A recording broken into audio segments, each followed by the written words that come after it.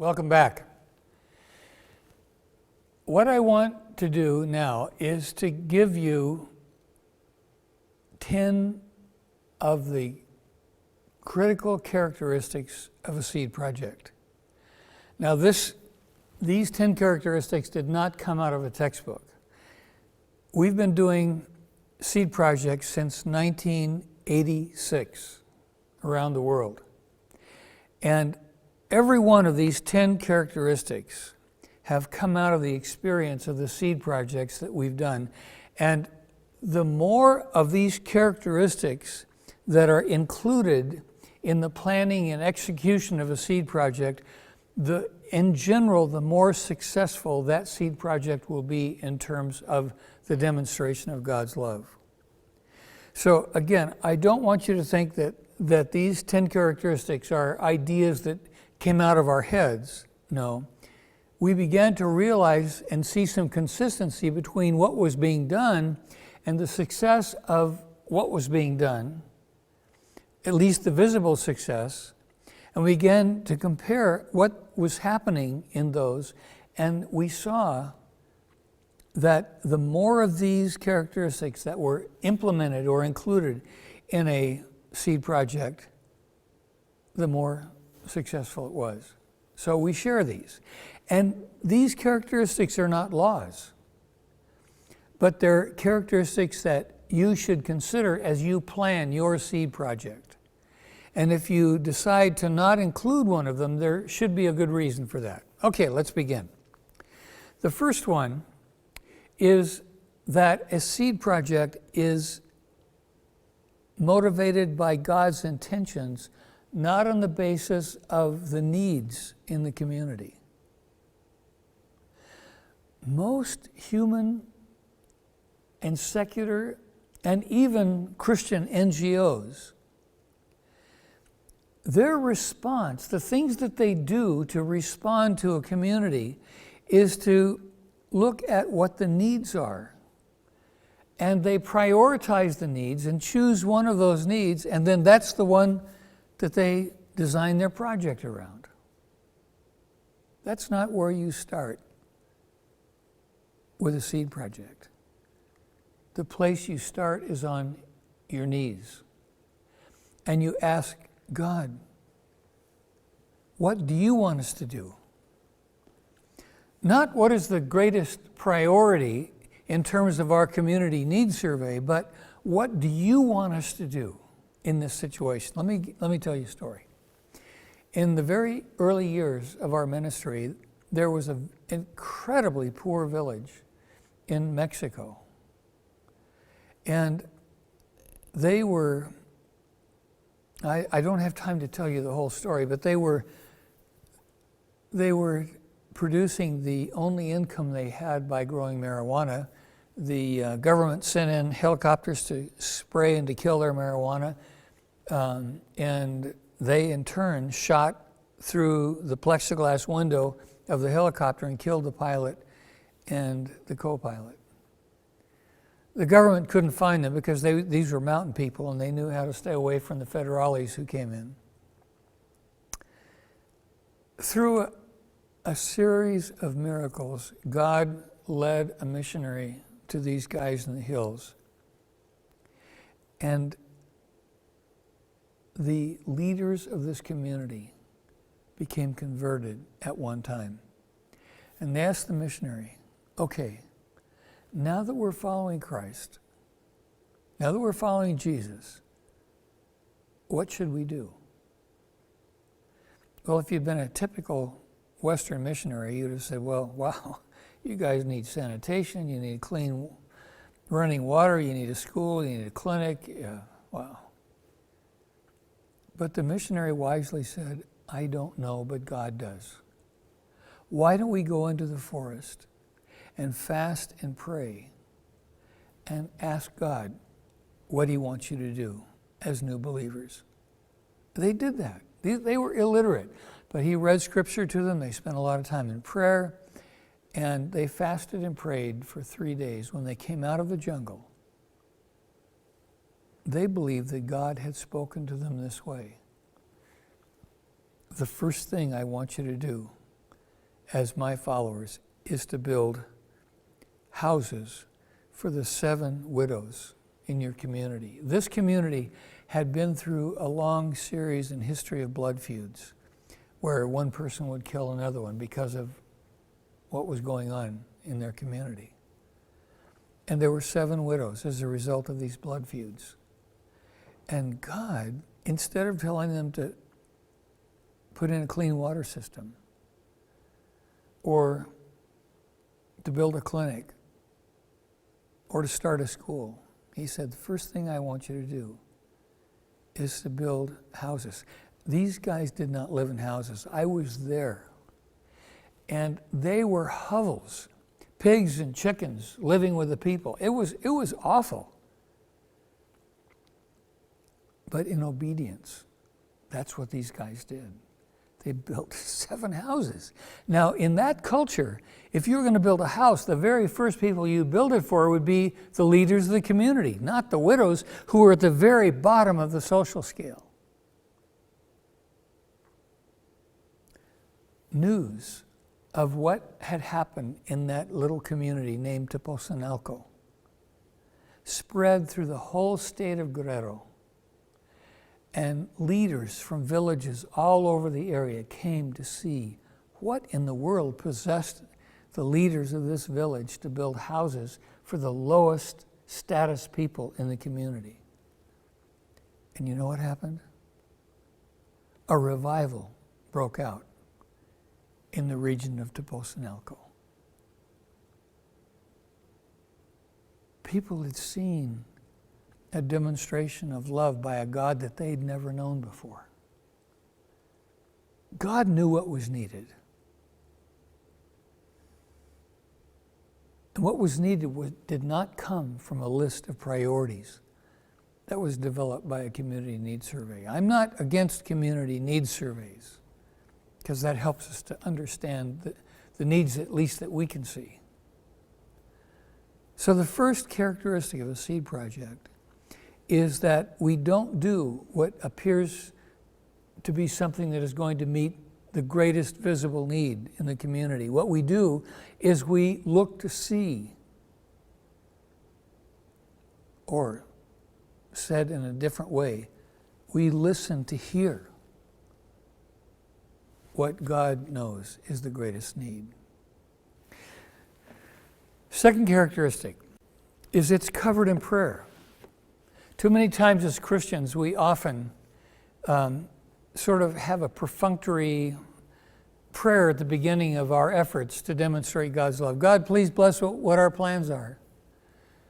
No, rather remember what Nehemiah did all through the building of the wall in Jerusalem. Much bigger than a seed project, but the same principle applies. Nehemiah prayed all through that process of building the wall, the opposition that he faced. And we need to do the same thing in our projects. We need to cover what we do from beginning through the project to the end in prayer. The third characteristic is that it's simple and short. We don't try to eat the elephant. And sometimes in a context I say, how do you eat an elephant? And my African friends immediately know what the answer to that is. You eat it one bite at a time. Well, the same thing is true in terms of what we do as seed projects. A seed project is not going to solve the problem, but you take a bite out of the problem. And so it needs to be very simple and very short. Don't try to start a daycare center, which takes forever, or don't try to get government funding, for a nutritional program that's ongoing. That's not a seed project. It's not a bad thing, but it's not the way to get started. And so whatever we do as a seed project, remember, seed projects are a way to get started, is that it's simple and short. The fourth characteristic is that it's well planned. One of the problems in many churches, especially those that come from a Pentecostal orientation, is you get a great idea and you just go do it without planning for it, about thinking about what resources are going to be needed, about who's going to do what, et cetera, And the project often fails because it wasn't well planned. The fifth characteristic is that it's done with local resources. Now, local resources aren't just the resources that come from the pockets of the people in the church. If it comes from the community, that can be a resource. I can remember in the Dominican Republic, one of the churches that we worked with, they built a bridge over a small stream, and they didn't have the money to do that. So what they did is they went to a local hardware store, told them what they were planning on doing, and said, would you donate the concrete? Would you donate the rebar? And from different ferreterias, hardware stores, they were able to get enough resources to be able to build the bridge. That's local resources. What's not a local resource is getting money from the government, getting money from, an outside denomination. No, it needs to be done locally. The sixth characteristic is that it doesn't manipulate. You're probably asking the question, what do you mean it doesn't manipulate? Do you know what? Christians are great at manipulating. Now, if I told you about what happens in many Islamic communities, you would recognize it, but you don't recognize the very same thing that we do. For example, I know in Ethiopia that you've got Muslims going to poor communities and saying, if you'll become a Muslim, we will pay the tuition of your child, or we will pay your health needs, your hospital needs. You immediately, don't you, recognize that as manipulation. But do you recognize that Christians do the same thing? How many of the newsletters that we get from our missionaries talk about projects that they're doing in order to win people to Christ? You say, what's wrong with that? What's wrong with that is that God doesn't manipulate. You remember the story of the healing of the 10 lepers? Do you think that Jesus didn't know that only one would come back? If Jesus was healing those 10 lepers in order for them to come back to him in recognition of their healing and thanksgiving for their healing, how many would he have healed? One. How many did he heal? 10. Why? Because he was reflecting God's heart. And he healed those 10 lepers and would have healed them even if none would have come back.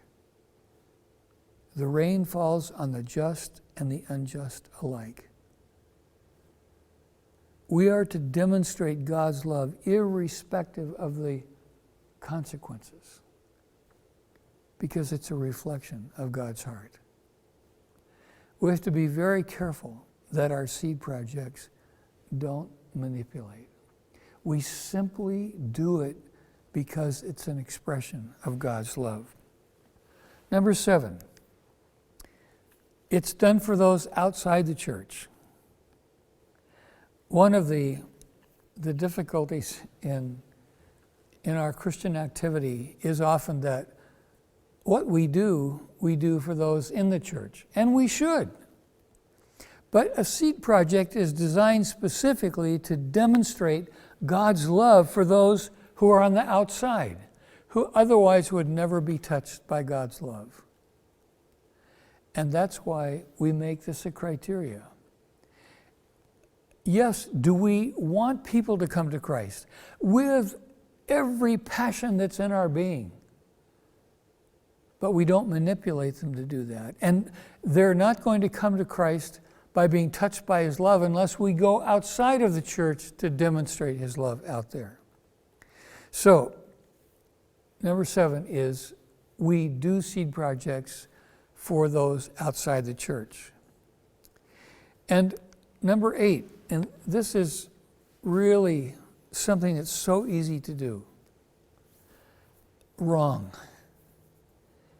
What we do, what the criteria is that we engineer and we plan the seed project in such a way that those who are being helped, if they possibly can participate in their being helped. You remember the story of Ruth and Boaz in the Bible. Boaz could easily have just given Ruth the grain that she needed for herself and her mother-in-law, Naomi. But he didn't do that. Instead, he allowed her to go behind the reapers and gather the grain herself. Why? Because that acknowledged her dignity as a human being. God gave us dignity which is expressed through our own labor and our own work. And so wherever possible, when we do a seed project, we need to build in the process of allowing those that we're helping to be a part of the project. One of the things that is really discouraging to me is the North American habit of sending a group of kids down across the border into Mexico to build houses for the poor. And as being North Americans, we're very well organized. We send somebody down to make sure that the lumber and the cement and whatever else is needed is in place, because we've only got a week and we've got to get this house, the foundation poured, the slab poured, put up the walls and the roof, and make sure it can all be done within a week. And we don't need any interruptions, including the interruption of the family that we're trying to build a house for helping. So what happens? The family that the house is being built for stands around the outside because as the kids have come and said, "Can I help? What can I do?" They say, "No, as Americans, we say, no, that's okay. We've got it planned." What we really are saying is we don't have the time to be interrupted from finishing the project so we can take pictures of it and go back home and show our local church what great people we are. Let me ask you a question. Which is better? That we finish the project or that we give the family the dignity of recognizing their ability to participate in their own healing? So the principle is that those are helped are able to participate in the project. That's characteristic number 8. Number 9. Remember the window of the 4 areas in which Jesus grew: wisdom, physically, socially, spiritually. Well, our seed project needs to try to build into it impacts in all of those areas so that the people being served can see God's love for them, not just in the physical area, but in wisdom and in the social area, in the spiritual area as well. So we need to intentionally plan for a holistic impact. Finally, when the project is done, who gets the glory? Do we want the people to come around and say to us, "Oh, what wonderful folks you are"? Or do we want them to say, "What a good God you have. I want to know more about him"? So the final characteristic is that God is praised, not us. Now, if we're praised along with it, that's fine. But we want to draw attention to the reason we're there, and that's God and his great compassionate love. Okay, 10 characteristics. Motivated by God's intentions, covered in prayer. It's simple and short. It's well planned. It's done with local resources. It doesn't manipulate. It's done outside the church for those outside the church. The beneficiaries participate. It's intentionally holistic, and finally, God is praised. Okay, in this break, I want you to try and to memorize the purpose, okay, the definition, the benefits, and the 10 characteristics. Okay, we'll give you enough time during the break for you to memorize those. And I'm going to give you a test afterwards to see how much you've remembered.